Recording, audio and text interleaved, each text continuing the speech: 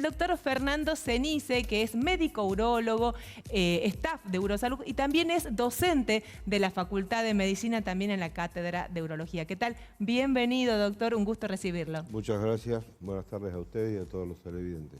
Bueno, doctor, habíamos anunciado algo nosotros que tiene que ver con el tema de hoy, la vasectomía, ¿no? Y quiero saber si los tucumanos se animan a hacerse la vasectomía, ¿no? Porque a buenas y a primeras el tema de la esterilización masculina suena como que costaría mucho tomar la decisión, ¿no? Y digo, ¿en qué casos los hombres están decidiendo hacerse? Bueno, en principio hay que definir qué es una vasectomía. La vasectomía es una técnica quirúrgica de anticoncepción. La palabra esterilización suena un poco medio... Más fuerte, medio ¿no? fuerte. Sí. Y tiene como objetivo cortarle la ruta, si podríamos decir, para hablar de la gente común, a la espermatozoide que se produce o se forma en el testículo y que a través de un cañito que se llama conducto deferente viaja a formar parte del líquido seminal que después va a ser eyaculado por ese varón. Este tipo de técnicas en algún momento, por un montón de cuestiones, probablemente socioculturales, sobre todo en Latinoamérica, y sobre muchos mitos que había a la vuelta de esto, porque esto se conoce hace muchísimos años. Te diría, la primera vasectomía formal se hizo por ahí del 1700, 1800, y a partir de ahí, con el surgimiento de los anticonceptivos orales en la década del 60, prácticamente se focalizó la programación o planificación familiar y la anticoncepción sobre la mujer y un poco el hombre quedó fuera de ese circuito. A partir del uso y a veces el abuso de estas técnicas empezó a recorrerse un camino al revés y hoy en día la vasectomía podríamos decir que es una de las técnicas de elección en planificación familiar y en anticoncepción masculina. ¿Por qué? Porque es una técnica simple, es una técnica fácil de realizar para un cirujano formado razonablemente, no se necesita instrumental especializado para no hacerla y desde el punto de vista general, hoy en día, desde el año 2006, creo que yo, si no me equivoco, donde se aprueba en el Congreso la Ley 26130, dentro de ella está un apartado que se llama el Programa Nacional de Salud Responsable y Procreación. Dentro de ella se establece claramente cuáles son las condiciones para acceder a este tipo de práctica que puede ser realizada en el ámbito público o en el ámbito privado, y la condición fundamental tiene que ver con una decisión personal de alguien que sea mayor de edad y consciente. Son las dos condiciones para poder pedir realizarse este procedimiento, que puede ser para alguien que no quiere tener más hijos o para alguien que no los quiera tener nunca. Ahí tengo una duda, ¿no? ¿Es un método reversible? Porque algunos dicen que es reversible, pero en casos muy puntuales, ¿no? Eso por un lado. Y por otra parte, ¿ya con tener 18 años me puedo hacer la vasectomía? ¿O hay médicos que dicen, no, la verdad que te veo muy joven y me parece que te vas a arrepentir? Bueno, lo de la reversibilidad tiene su polémica y voy a explicar por qué. Primero, no es 18, sino la ley dice 21. Ajá. Igual son chicos, ¿no? Tienen toda una vida por delante. No, totalmente. Dice 21, claramente 21 y consciente. O sea, alguien que no está en condiciones, digamos, psíquicas o mentales para poder tomar una decisión así. Plenas facultades mentales. Exactamente. Que tenga plenas facultades mentales, puede, sin ninguna autorización judicial, sin avisarle a la novia, a la pareja, a la esposa, se presenta delante de un médico apto para realizar la práctica, con solo pedirla y tomar conocimiento de lo que significa el procedimiento, se le puede realizar. La reversibilidad es un hecho discutido, pero tiene la razón de ser discutido. La reversibilidad es prácticamente, no digo imposible, pero muy difícil. Aún con tecnología muy avanzada, la tasa de recuperación de volumen espermático con espermatozoides útiles para poder procrear está en el orden del 50%, pero cuando tomamos esos varones y vemos la tasa de embarazo que tienen esos mismos pacientes, no superan el 20%, por lo tanto es muy baja, y sobre todo hoy porque existen otros métodos para esos pacientes para acceder a sus espermatozoides y hacer un procedimiento de fertilidad asistida de baja, mediana o alta complejidad, de acuerdo al tipo de situación que se vive.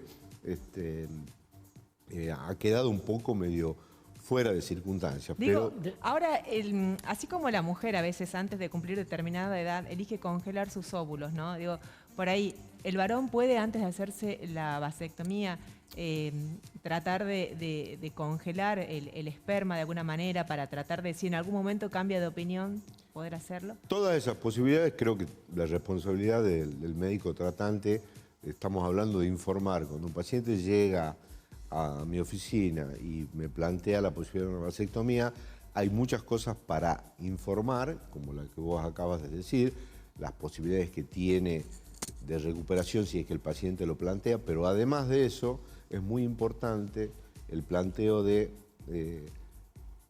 el pensar muy bien la decisión.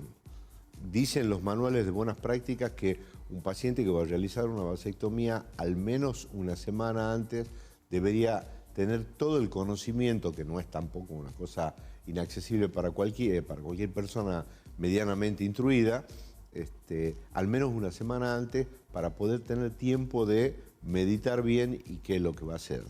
En lo personal también del lado del médico pueden existir cuestiones de ética, si le queremos llamar, o objeción de conciencia en cuanto a qué paciente le va a realizar el procedimiento. Claro.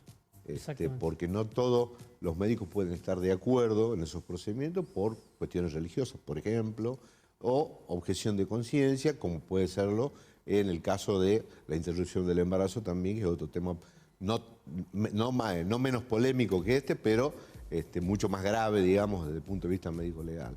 Pero sí, absolutamente, el paciente bien informado, inclusive la ley dice que no necesita el paciente consentimiento informado firmado por él. Yo en lo personal tengo un consentimiento informado siempre adaptado para el tipo de caso, la vasectomía, y ese consentimiento debe ser adosado a la historia clínica porque implica tener una garantía mayor de que esa persona ha sido totalmente informada y es consciente a lo que se va a someter. Doctor, le quiero preguntar puntualmente sobre el procedimiento, porque la palabra resuena mucho, vasectomía uno la ha escuchado más de una vez, pero ¿cómo se realiza el procedimiento? ¿Es indoloro? ¿Tiene dolor? Y también, obviamente, quiero preguntarle, tal vez una duda que le genera, o por lo menos pueden pensar muchos, es saber si tiene algún tipo de efecto contraproducente en el aparato reproductor masculino, este tipo de práctica. Bueno, primero hay que sacar por un costo los mitos. La vasectomía no cambia la potencia sexual de un paciente, no altera las hormonas, no altera la relación de su calidad de encuentro sexual ni las hormonas de las mujeres. O sea, todos mitos que andan dando vuelta por la calle. Segundo, el procedimiento es una cirugía de baja complejidad. En algunos casos mucha gente lo hace en un consultorio ambulatorio. Habitualmente lo lógico sería realizarlo en un quirófano. Se puede hacer con anestesia local solamente o con anestesia local más una sedación mínima que permite que sea un procedimiento ambulatorio, es decir, un paciente hoy se hace el procedimiento a las 8 de la mañana y 2 o 3 horas después, cuando ya metaboliza la anestesia, se puede retirar a su domicilio, no para ir a trabajar, pero estar en condiciones de reposo por lo menos durante 24 horas. A partir de ahí, es un paciente que se puede reintegrar a su vida habitual en todo aspecto en forma progresiva. Existen muchas técnicas, pero las más comunes son lo que se llama el abordaje u oclusión. Son técnicas que se hacen una incisión mínima de no más de 2 centímetros, se ubica el conducto deferente, se lo expone y después ahí viene diferencia en cuanto a los cirujanos, unos que ocluyen, otros que seccionan y otros que hacen ambas cosas para estar más seguros. O sea, se corta, se coagula la punta del cabito del tubito ese que ha quedado suelto y después se hace un nudo y después se lo junta de nuevo para volverlo a introducir dentro de la bolsa escrotal y se cierra con un pequeño punto de material absorbible que se va a la semana. Y le quería preguntar también, porque en el último tiempo se ven, por ejemplo, en redes sociales, TikTokers, algunos influencers que ya hablan del tema, y antes me da la impresión de que no se hablaba tanto de la vasectomía. Digo, ¿qué ha cambiado? ¿Qué piensa usted que ha cambiado para que ahora mucha gente joven, por ejemplo, ya empiece a hablar sobre esto? Y han cambiado los tiempos y han cambiado la gente. Los chicos de ahora, en el caso mío particularmente, me toca ver mucha gente muy joven, menor de 21 años inclusive, que viene muy segura a plantear el hecho de querer hacerse una vasectomía porque no van a tener nunca hijos y bueno, como digo yo en forma irónica, le gusta cuidar el gatito, las plantas y no los chicos. Pero podríamos decir que entonces los tucumanos sí se animan a la vasectomía. Sí, cada vez más, cada vez más. Tengamos en cuenta que, por ejemplo, los americanos tienen un promedio de 500.000 de vasectomías al año. Obviamente hay que ponerlo en contexto de su población. Pero acá, desde la sanción de la ley en adelante, ha empezado un camino donde cada vez, y sobre todo los consultorios de los urólogos, viene gente de todas las edades. Hay dos grupos bien claritos, ¿no? Entre los 20 y los 30 y después los que tienen más de 40, como así también vemos muchos varones que tienen 60 que vienen a buscar recuperar la capacidad fértil para tener un hijo con una nueva pareja.